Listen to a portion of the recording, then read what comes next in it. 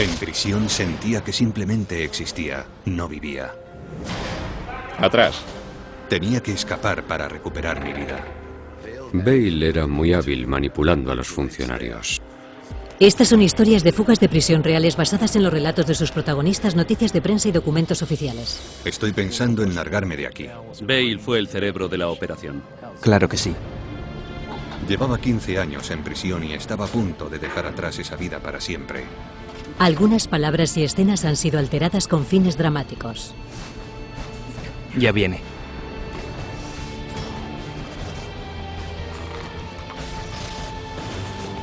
La libertad está a solo 12 metros, amigo.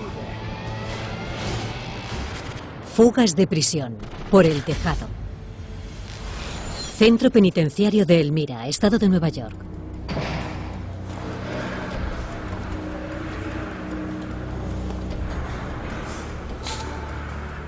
Me llamo Timothy Bale.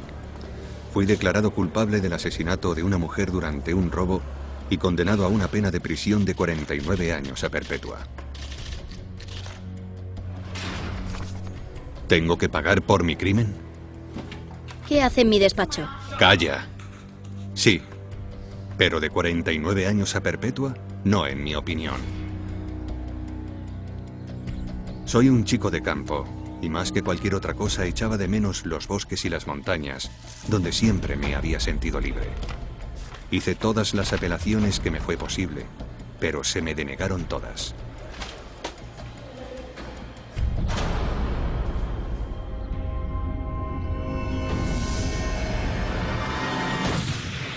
Fue entonces cuando decidí fugarme.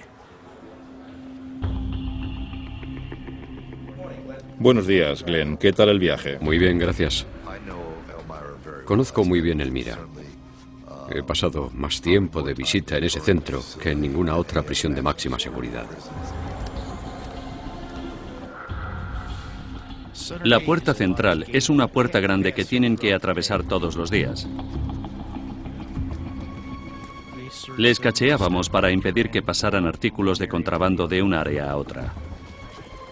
Se hacía aleatoriamente, porque no podíamos cachear a todos los internos. Bale se portaba bien. Hacía lo que se le decía. Tenía mucha personalidad. Podías hablar con él y no te parecía que fuera un presidiario. Mi padre es mecánico. Supongo que por eso soy capaz de mirar cualquier cosa y averiguar cómo funciona. Lo llevo en la sangre. Me di cuenta de una cosa. Elmira no tenía un muro exterior rodeándola. Eso me pareció un punto débil.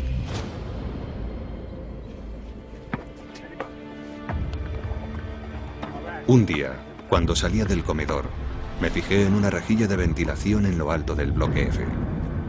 De repente se me ocurrió: si de alguna manera conseguía perforar el techo de una celda del piso superior y acceder al ático, quizá podría llegar al conducto de ventilación y salir a la azotea. Desde allí, descendería por la otra fachada del bloque F hacia la Libertad, utilizando algún tipo de cuerda de fabricación casera. El problema era que mi celda estaba en la planta baja. Poco después conocí a Timothy Morgan en el patio. Él ocupaba una celda con una doble litera en el piso superior. Tim Bale. Tim Morgan. ¿Qué tal, tío? Morgan cumplía una condena de 25 años a perpetua. Se le había condenado por disparar a la cara con una escopeta a un taxista y robarle menos de $100 al cadáver. Resultó que él también era un hombre de campo. ¿Tú qué cazas? Todo lo que encuentro, tío. Nos hicimos amigos. Sentía que podía confiar en él. Decidí arriesgarme a contarle mi plan de fuga. Creo que Bale era el dominante. Quiero hablar contigo de algo muy importante, ¿de acuerdo? Él fue el cerebro de la operación. Estoy pensando en largarme de aquí. ¿Te apuntas? Claro que sí. Pero la fuga no era más que un sueño sin las herramientas que necesitaba para perforar un techo de cemento. Entonces... Hola, Bale, ¿qué haces? Tuve un golpe de suerte. Bale era un artista. Veías sus trabajos y pensabas: caramba, este tío tiene talento. ¿Qué te parece si pintas algo para decorar la prisión en Navidad? Vale.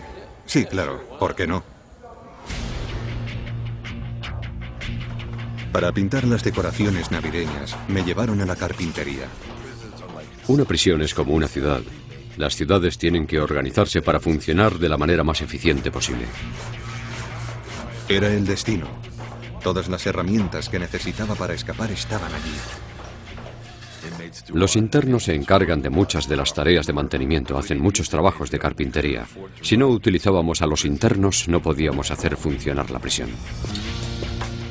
Para que mi plan funcionara, tenía que encontrar la manera de que me asignaran un puesto permanente en la carpintería. Empecé a ayudar a los demás internos. El civil que dirigía el taller, Gary Silvers, se dio cuenta de que sabía lo que estaba haciendo. Enseguida me convertí en su ayudante. ¿Cómo te va, tío? Bien. Estupendo. Entonces, ¿sigues?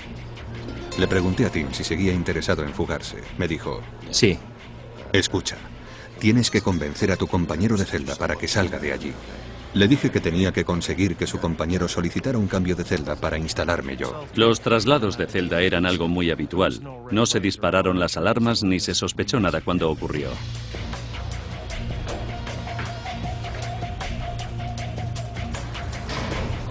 Cuando se aprobó el traslado, todo estaba finalmente en orden.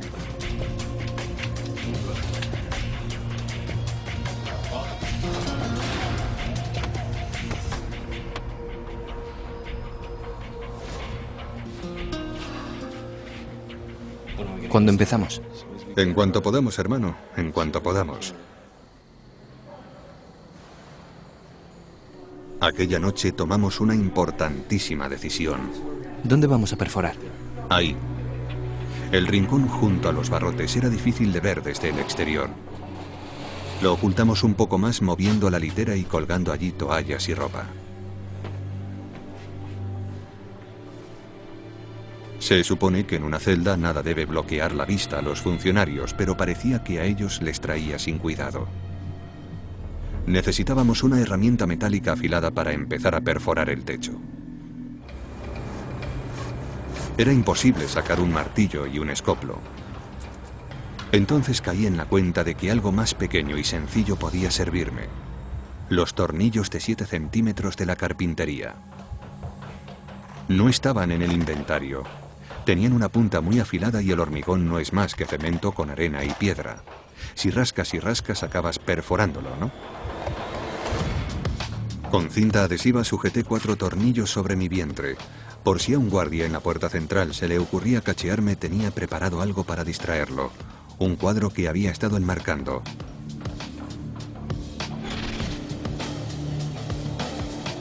Fumaba compulsivamente para calmar los nervios. Si me descubrían, aumentarían el nivel de seguridad sobre mí.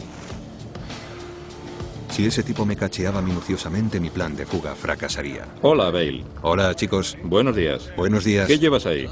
Un lienzo que he pintado. A ver, es impresionante. Gracias. ¿Un F-18? Sí. Buen trabajo. ¿Cómo has conseguido tanto detalle en el ala? Con mucho tiempo y paciencia. ¿Lo has sacado de una foto, una revista? Lo tenía en mi cabeza. Es impresionante. Entonces llegó otro funcionario. Estaba pensando, ¿viene a cachearme? ¿Has visto esto? Muy bueno. Bueno, ¿cómo te va? Por dentro me decía, ¿queréis hacer el favor de callaros y dejarme pasar? ¿O estoy perdido? Eres un saco de sorpresas, ¿eh? Sí. Intentaba aparentar normalidad, pero mi corazón estaba a punto de estallar. Muy bien, tío. Pasa. Gracias, tío. Que tengas un buen día. Igualmente. Utilizar mi pintura como despiste había funcionado. Bale era muy hábil manipulando a los funcionarios para conseguir llevarse a la celda lo que necesitaba.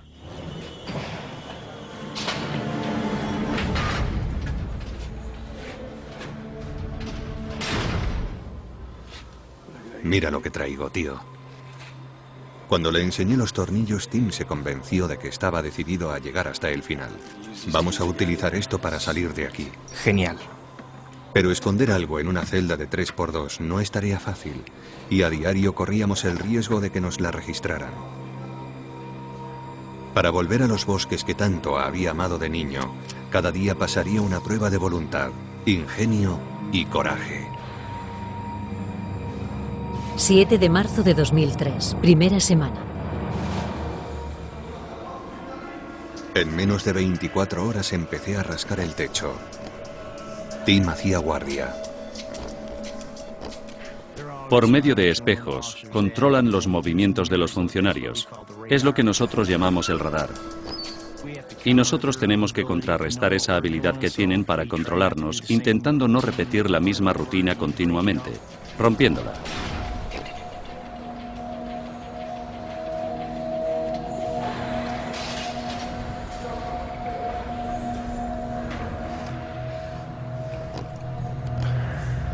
La verdad, en un principio pensaba, joder, esto me va a llevar años.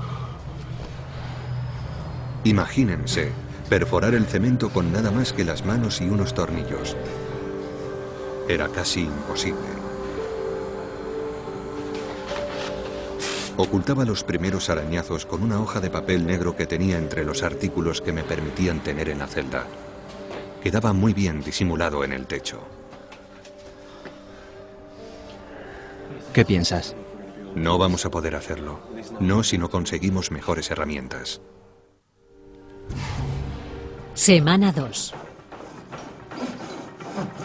En la carpintería me fijé en el volante de un cepillo de carpintería que ya no se utilizaba. Era perfecto como martillo para golpear los tornillos.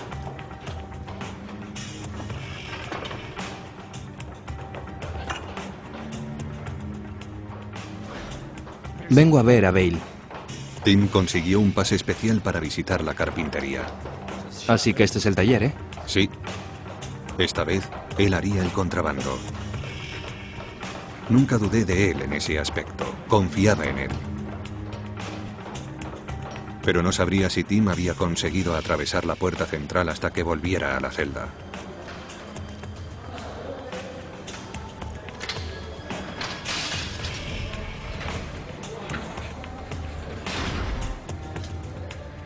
¿Lo tienes? Está en tu taquilla.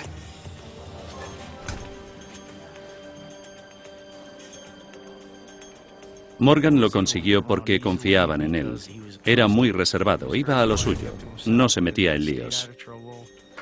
Esto ya es otra cosa. Cubrimos el volante con cinta adhesiva para amortiguar el ruido de metal contra metal.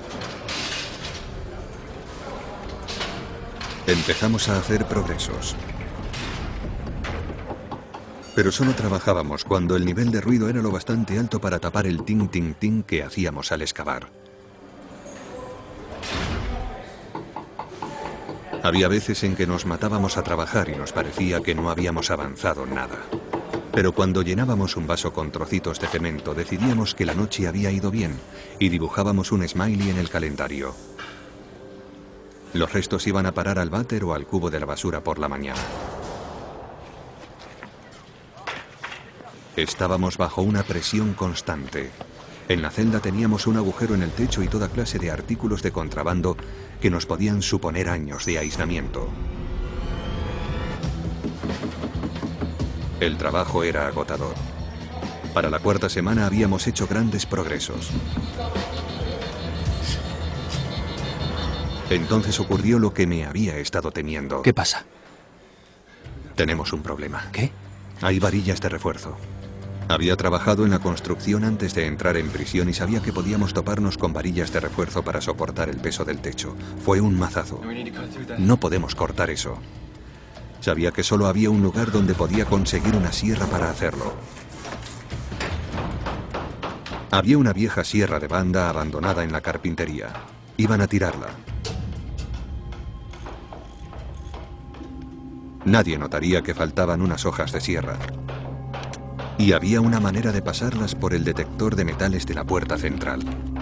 Los paquetes de tabaco tenían una cubierta interior de papel de aluminio. Los inspeccionaban ocularmente y luego los pasaban por el lateral para evitar que se disparara la alarma. ¿Qué hay? ¿Qué llevas ahí? Pero si el paquete no estaba abierto, los guardias no lo examinaban. ¿Paquete nuevo? Sí, lo he cambiado por unos cuadros.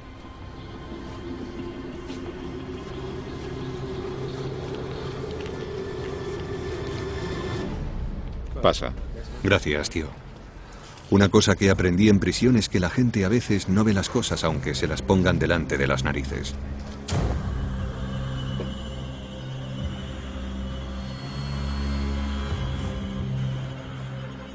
Con un cepillo de dientes como mango se me ocurrió que podíamos cortar las varillas con las hojas de sierra, aunque fueran para madera. Pero se desgastaban enseguida. Afortunadamente solo teníamos que hacer un corte en la varilla y después doblarla adelante y atrás hasta partirla. Funciona. Bien. Eso nos subió la moral. Envolvíamos las cuchillas gastadas con cinta adhesiva y las tirábamos a la basura. Pero el resto de nuestras herramientas seguían en la celda. Entonces se hizo realidad nuestra peor pesadilla. Registro de celda, abajo. Los funcionarios empezaron a hacer registros aleatorios en nuestra galería. Están haciendo un registro. Están haciendo un registro. Escondimos todo lo mejor que pudimos. Después rezamos para que nuestra celda no estuviera en la lista. Hola, chicos. Entraron 2 funcionarios. Se nos cortó la respiración.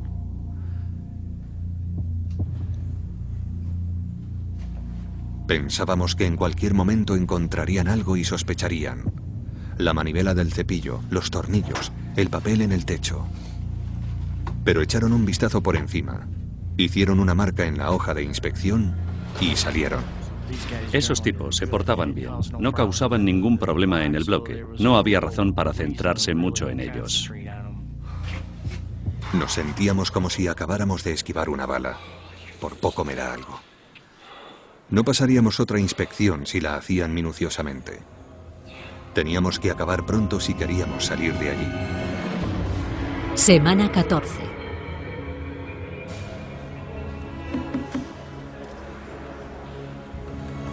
Decidí perforar un pequeño agujero para ver cuánto nos faltaba todavía. Nunca olvidaré ese día. De repente noté que no había resistencia en el extremo del tornillo. Lo retiré y entró un rayo diminuto de luz eléctrica.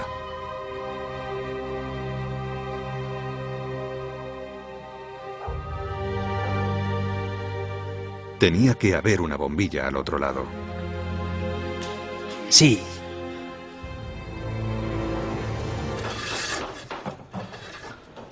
La presión de terminar de perforar el cemento antes de la siguiente inspección de celdas me animó a correr otro gran riesgo.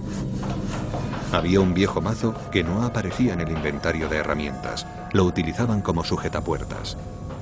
Si conseguía llevármelo a la celda, podíamos romper lo que quedaba de cemento. Intentar pasar algo tan grande por la puerta central era una locura. Pero no podíamos ocultar el agujero mucho más tiempo. Fue una decisión repentina.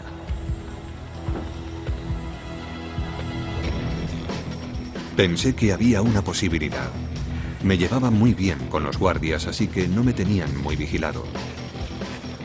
Pero estaba sudando. Se me clavaba el asa de la bolsa en el hombro por el peso de la maza.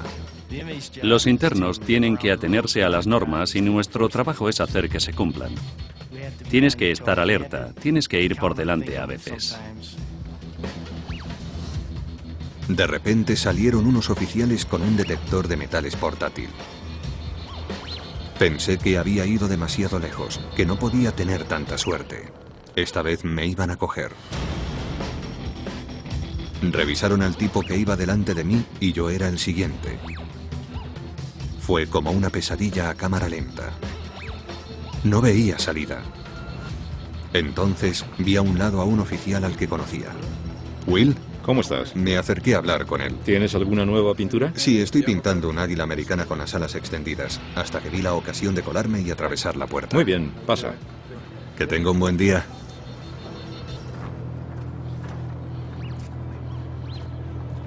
Y pasé.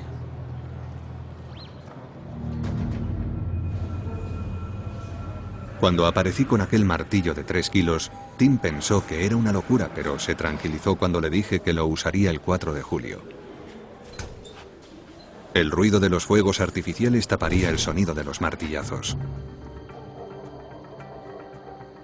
Faltaban solo un par de semanas para el 4 de julio. Antes de eso teníamos que solucionar un problema. Cuando saliéramos teníamos que ocultar nuestra ausencia al menos durante unas horas. Saber dónde está el interno durante el día es una de nuestras funciones más importantes. Había una serie de recuentos al día. A las 6:30 de la mañana, a las 10:30 de la noche, durante la noche cada hora generalmente. Si el interno falta y no te das cuenta hasta las 6:30 de la mañana, te llevan 8 horas de ventaja. Alrededor del centro hay bosque, un terreno agreste donde un interno se puede esconder fácilmente. Y peor aún, podían esconderse en la casa de alguien.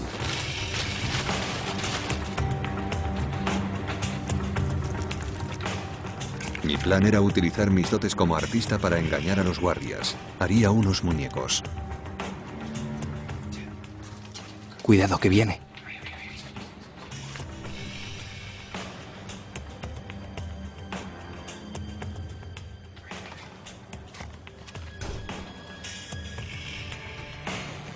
Conseguir pelo real no fue ningún problema. Tim, ¿qué te parece?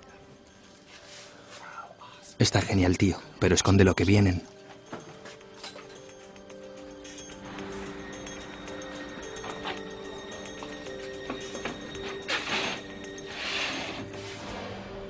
...4 de julio de 2003. Llegó el 4 de julio. Sabíamos que iba a ser una noche complicada y teníamos que trabajar deprisa. En cuanto empezaron los fuegos artificiales, sacamos la maza.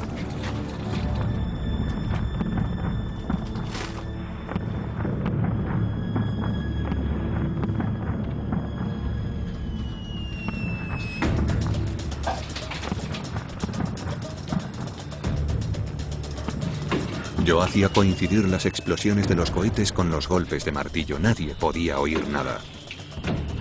Empezamos a avanzar como no lo habíamos hecho en meses.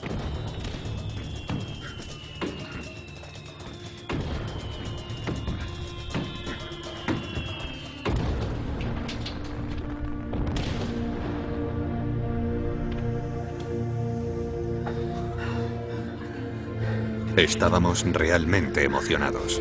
Lo conseguimos. Imagínense lo grande que se veía aquel agujero en una celda tan pequeña. Tenía que encontrar un conducto de ventilación ahí arriba que condujera a la azotea o mi plan sería inútil. Coloqué un muñeco en mi cama. Para hacer el cuerpo metí pantalones de chándal y camisetas bajo las mantas.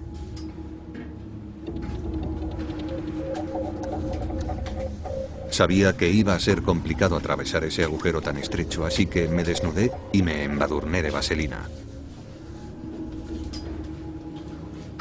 Tim hizo un cable largo con los alargadores que utilizábamos para el televisor y las lámparas de leer.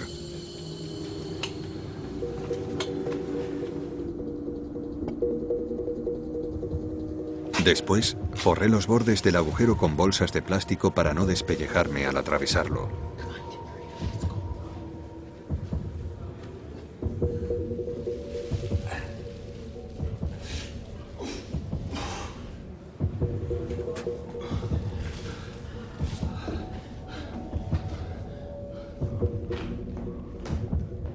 Nada más subir y mirar a mi alrededor, vi el conducto de ventilación que se extendía hasta el muro exterior. Todo lo que había imaginado estaba allí. Fue una sensación inexplicable.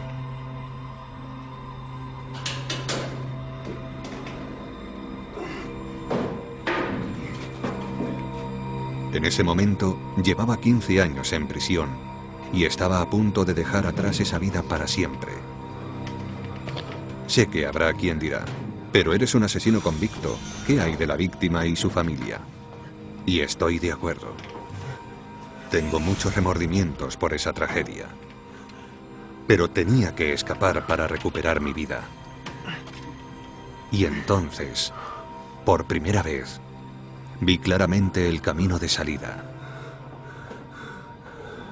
Atar las sábanas a la escalera de hierro que había allí, encaramarme al borde y descender a la sombra de la torreta.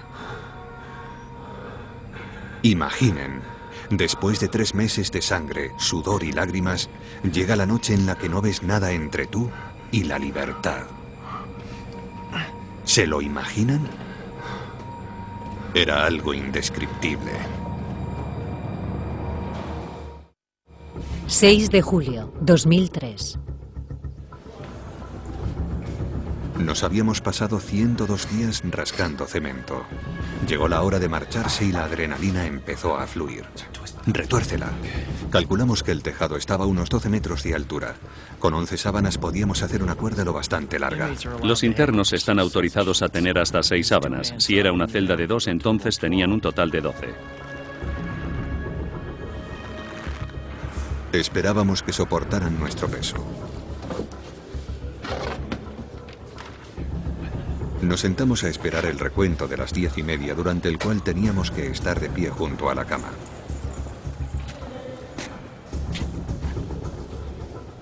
Cuando vi pasar a los guardias, pensé en la sorpresa que se iban a llevar por la mañana cuando intentaran despertarnos. Nunca tuve nada contra ellos. Yo solo quería escaparme por la noche y que no volvieran a verme. Quería recuperar mi vida. Nada más. Tim me pasó todo lo que íbamos a llevarnos, incluido jabón y un cubo de agua para quitarnos la vaselina. Después colocó el otro muñeco en su cama y subió también al ático.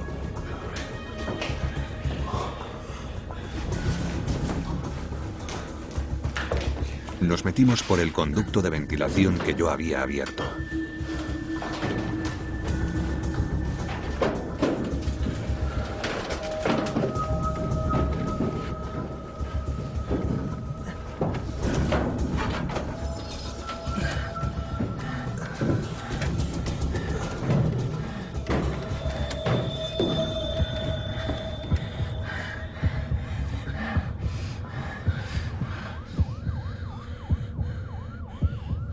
Bueno, vamos allá. De acuerdo.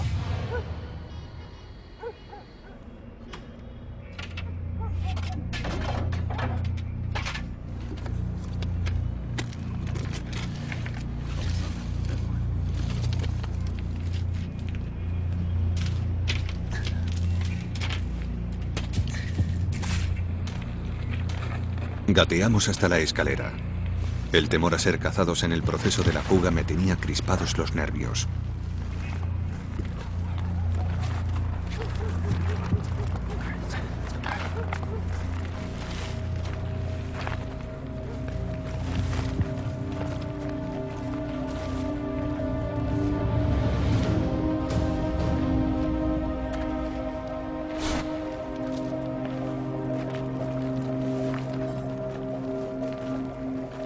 Nos asomamos al borde. Entonces la realidad nos golpeó. Si caíamos, podíamos matarnos. Bajé la cuerda. Atamos sábanas rojas al final para que quedaran disimuladas con la fachada de ladrillos. Hasta ese punto todo había salido como estaba planeado. No teníamos más que descender por la cuerda para ser libres. Entonces Tim dijo: Tengo pánico a las alturas, tío. Entonces supe que tenía un problema. No puedo hacerlo. No puedo hacerlo. Tim, estás de broma, ¿verdad? Cada segundo de retraso aumentaba las probabilidades de ser vistos o de que los guardias descubrieran los muñecos en las camas. La libertad está a solo 12 metros, tío. Tienes que sobreponerte. Decir que empezaba a perder los nervios es muy poco decir. Escucha, te voy a enseñar cómo se hace, ¿de acuerdo? Le dije que me siguiera. Tienes que hacerlo. Ya no hay vuelta atrás. Le enseñaría lo fácil que era.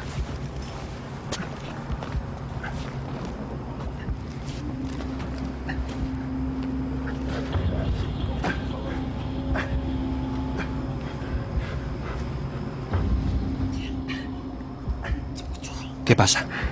No sé cómo se me había enredado la cuerda en la muñeca derecha. Se me ha enganchado la mano. No podía ir a ninguna parte. Los nervios, el enfado, la adrenalina, todo eso me desbordó. Sin pensar lo que hacía, me solté la mano. Por lo visto quedé suspendido un segundo.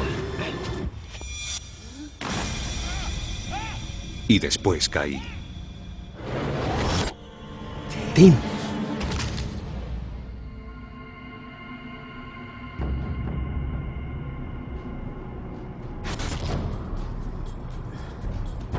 No recuerdo nada de la caída, solo que unos segundos después me vi tumbado de espaldas y mirando a Morgan que se asomaba desde el borde del tejado.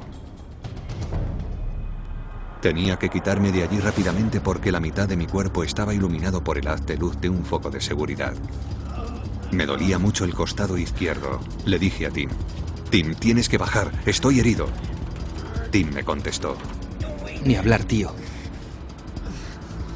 No, mira lo que te ha pasado a ti. No puedo hacerlo. Desde luego no es lo que quería oír. Tenía que hacerle bajar. Descubrirán el agujero. Le dije que si no bajaba nunca saldría de allí. No puedes dejarme así. Está bien. Espera. Y lo hizo. Tengo que reconocérselo.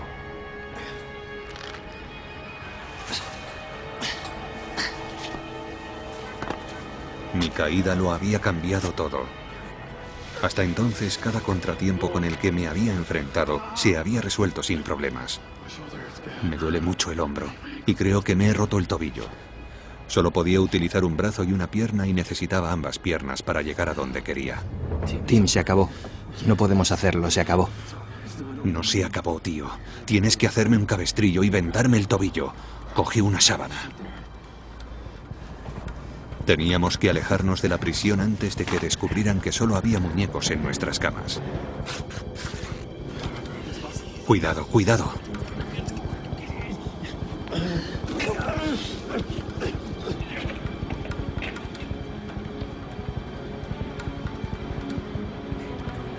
Tim salió disparado. Pero cuando yo apoyé el pie izquierdo, el dolor fue insoportable. Solo podía ir a la pata coja. Pensaba que en cualquier momento oiríamos las sirenas. El dolor apenas me dejaba pensar. Y lo peor es que seguía siendo yo el que tenía que resolverlo todo. Veía que Tim estaba asustado. No paraba de decir: ¿Qué hacemos ahora? Vamos a cruzar la carretera y nos metemos en el bosque, ¿de acuerdo? De acuerdo. Vamos. Le dije que íbamos a cruzar la carretera 17 y dirigirnos hacia las montañas, porque cuando hicieran el recuento de la mañana se iba a armar una buena. Llegamos a la 17. Vamos.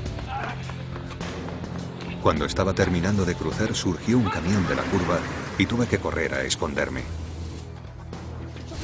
Vamos, vamos, viene un camión. Esperábamos que el camionero no nos hubiera visto. Vamos, vámonos.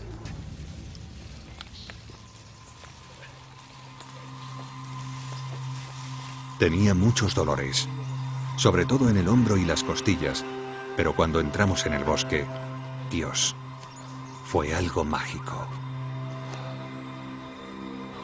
Eran los paisajes y los sonidos que tanto había añorado. Supe que era libre. Supe que había escapado. Sentí que la alegría me inundaba.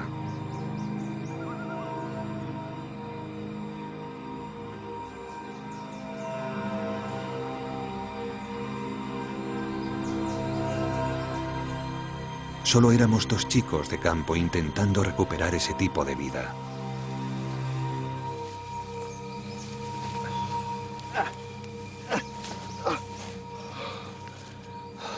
¿Cómo te encuentras?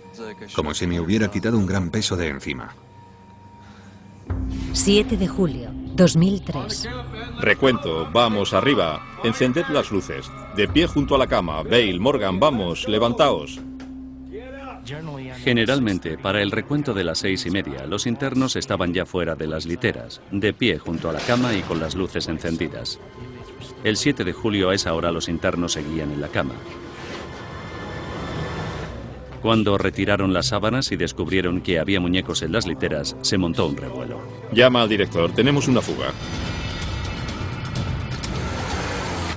Estaba en casa, a unas 2 horas de Elmira. Lo primero que piensas es: ¿cómo es posible? ¿Cómo es posible esto? Tienes a 2 asesinos sueltos y ha ocurrido durante tu guardia. Eso es lo peor que te puede pasar. En cuanto se informa de una fuga, inmediatamente se encierra a los internos en las celdas. De esa manera, tienes más funcionarios para salir a buscar al fugado. Encerradlos a todos. Os envío a todos los hombres que necesitéis. Al mismo tiempo, lo notificas a la policía del estado, al sheriff, a la policía local. Prisión del Estado Elmira, centro de mando. Buenos días, caballeros. Mi trabajo consiste en llegar al lugar del suceso, organizar un puesto de mando y montar un escritorio de pistas, lo llamamos nosotros, para investigar el incidente. Como saben, tenemos 2 prófugos, ambos asesinos. Cuando un preso se fuga de la cárcel, necesita transporte, necesita comida, una denuncia de un coche robado, un robo en una casa en la zona, ese tipo de cosas son las que buscamos. Morgan y Bale eran un peligro público. ¿Qué hace en mi despacho? Calla. Recordemos que Bale no solo asesinó a una mujer, también la violó y estaba embarazada de 8 meses. Por favor, no me haga daño. Así que no solo la mató a ella, también mató a su hijo no nacido. En mi opinión, no puede haber nada peor. En pocas horas teníamos varios cientos de oficiales de prisiones, agentes de policía local y estatal persiguiendo a Bale y Morgan. Su responsabilidad es usar la fuerza que sea necesaria. No quieres matar al prófugo, pero si tienes que hacerlo, lo haces.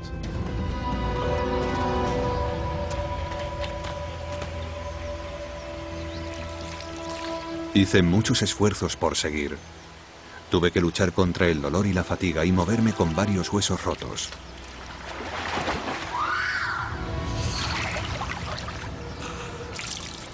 Mis procesos mentales empezaban a no ser normales.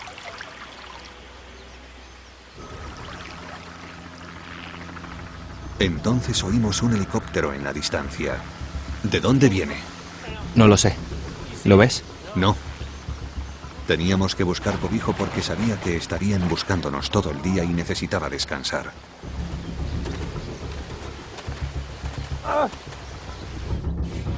Centro de mando, prisión del Estado Elmira. No teníamos ninguna información. En las primeras 6 o 7 horas no tuvimos nada. Eso era lo más aterrador. 2 presos se han fugado del centro penitenciario de Elmira. A la 1:30 de la tarde recibimos la llamada de un camionero que estaba en el área de Rochester. Iba conduciendo por la Interestatal 86 esta mañana y vi a 2 varones blancos. Uno de ellos necesitó ayuda para cruzar la carretera. Parecía herido. Era un punto de partida. Estábamos convencidos de que eran ellos y de que se habían internado en el bosque. Aquí Estatal 17 en Elmira Heights. Eagle One dirigiéndose a Elmira Heights.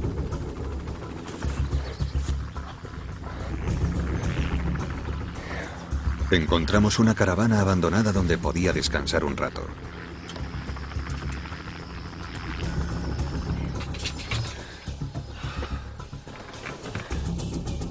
No teníamos nada para mantenernos hidratados, mucho menos algo para tratar mis lesiones.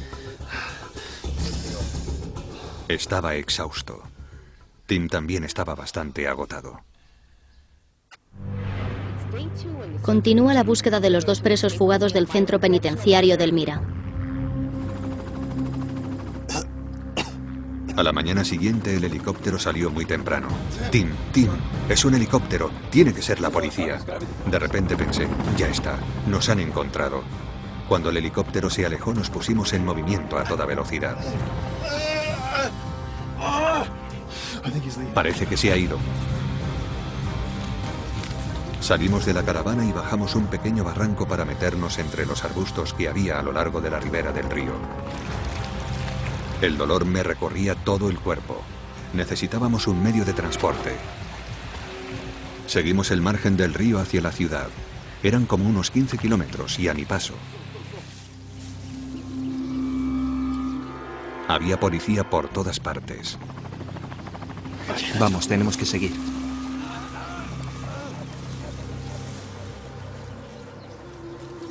Al final de la tarde no podía continuar.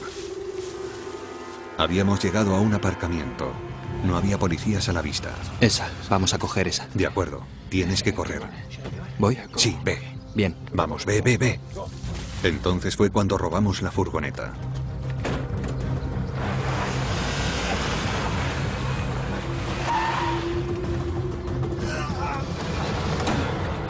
Pero enseguida me pregunté, ¿para qué? ¿Cuánto tiempo pasará hasta que esta zona se llene de policías?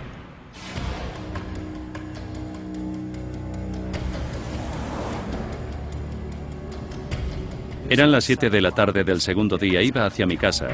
Se nos ha informado del robo de una furgoneta blanca en Lake Road. Los sospechosos son 2 varones blancos que coinciden con la descripción de los fugitivos Bale y Morgan. Y me dirigí hacia allí. De repente, vi la furgoneta parada en un semáforo.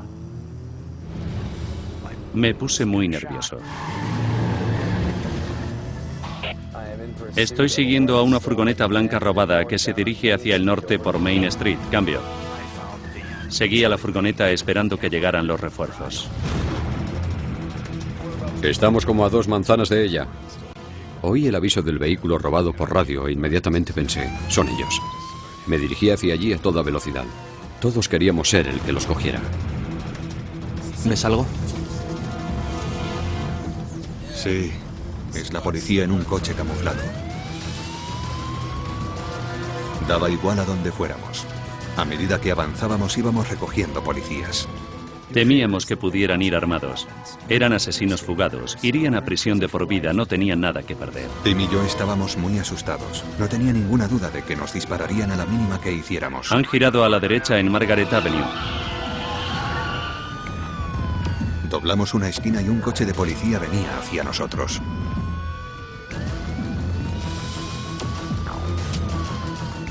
Hubo un momento en que no sabíamos si nos iban a embestir con la furgoneta o si intentarían cruzar el jardín de alguien para escapar.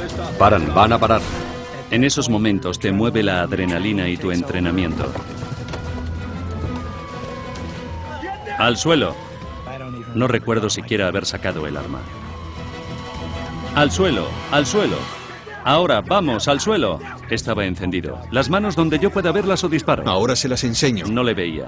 No le veía la mano e inmediatamente pensé que llevaba un arma. Le grité, saque la mano de la camisa. Tengo roto el hombro. No puedo enseñarle la mano. No me importa, tírese al suelo. No podía levantar el brazo para rendirme. En cualquier momento la cosa podía estallar. ¡No puedo! Quería inmovilizarlo rápidamente antes de que tuviera la oportunidad de actuar. Te puede el instinto. Eché a correr directo hacia Bale.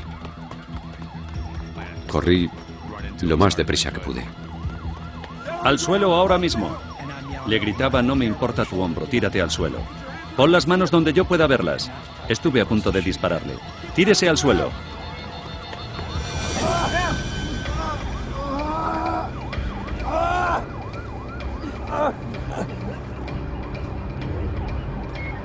Habíamos tardado 17 semanas en abrir el agujero para escaparnos. ¿Todo lo que habíamos pasado para que acabara en fracaso después de solo 3 días? Pensé, dispáreme. No me desagrada la idea, si eso significa que no voy a volver a la cárcel. Allí no hay vida, solo existencia. Di gracias al cielo porque nadie de la comunidad había resultado herido. Esos 2 hombres ya habían hecho demasiado daño. Morgan fue condenado a 7 años y medio de aislamiento.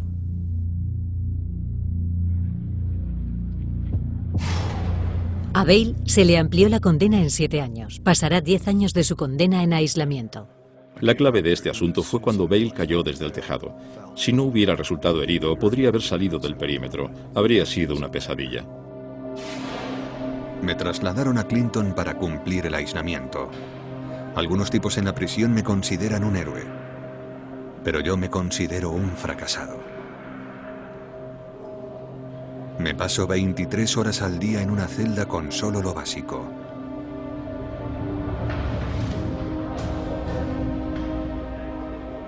Es una lucha continua para no ponerme a gritar y para no volverme loco.